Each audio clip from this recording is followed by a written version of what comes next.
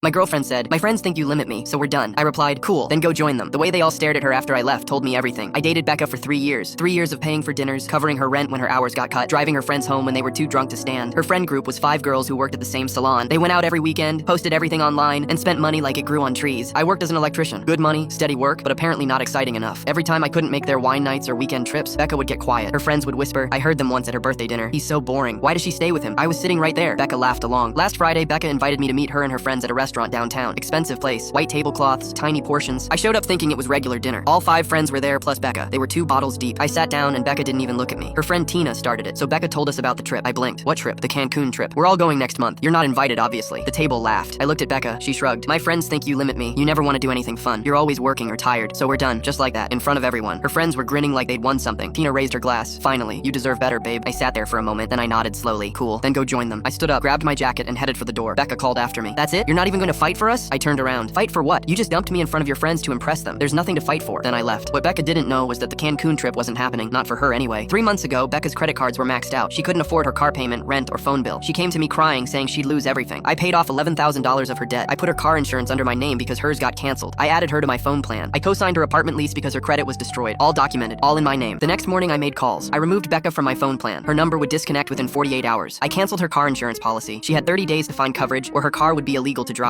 Then I called her landlord. I explained I was withdrawing as co-signer. The landlord said Becca would need to requalify a loan or find a new place within 60 days. Her credit score was 520. She wasn't qualifying for anything. By Sunday night, my phone buzzed constantly. Becca's friends texted from their own numbers since hers was already cut off. You're being petty. She didn't mean it. Can't you just talk to her? Then Becca showed up at my apartment, eyes red from crying. You canceled everything? I removed myself from things that weren't my responsibility anymore. You're going to make me homeless? No, your choices are going to make you homeless. I just stopped preventing the consequences. She started yelling about how I was vindictive, how I was trying to control her, how her friends were right about me. I let her finish. Then I said, your friends convinced you to dump the guy who paid off your debt, covered your car, and kept a roof over your head. They watched you do it and cheered. Maybe ask them to co-sign your next lease. She went quiet, then tried a different approach. Soft voice touching my arm. I made a mistake. I was drinking. They pressured me. We can fix this. No, we can't. You didn't make a drunk mistake. You planned that dinner. You invited me there specifically to humiliate me in front of them. That's who you are now. I closed the door. 2 weeks later, I heard through a mutual friend what happened. The Cancun trip got canceled because Tina's card declined for the deposit. Becca moved back with her parents 2 hours away. Her car got impounded because she couldn't afford new insurance in time. 2 friends stopped talking to her because she asked them for money. The same friends who said I was limiting her couldn't help her pay for gas. Last week, Becca sent a long email. She apologized for everything, said her friends were toxic, said she realized I was the only stable thing in her life, asked if we could try again. I read it once, then deleted it. Some people don't see your value until you stop providing it. By then, it's too late. I'm not a safety net for someone who cut the rope herself. Last I heard, Becca's working double shifts trying to rebuild her credit. Her friend group fell apart after the trip got canceled. Tina blamed Becca for bringing bad energy. The others picked sides. I'm doing fine. Same job, same apartment, same routine. Except now my weekends are quiet, my savings account is growing, and nobody's calling me boring for wanting to stay home. Funny how being limited looks a lot like being free when you're standing on the other side.